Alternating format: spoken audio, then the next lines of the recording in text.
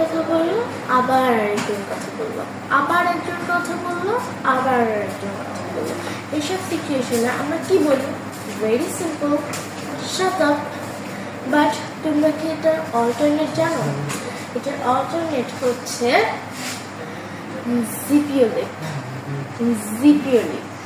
আবার আমরা চাইলে এটাও বলতে পারি সিমা ডাউন। সিমা ডাউন। আমরা কিন্তু আমাদের সিনিয়রদের সাথে বুড়ো হতে পারবো না, তাহলে আমরা এটা বলবো সিমা ডাউন।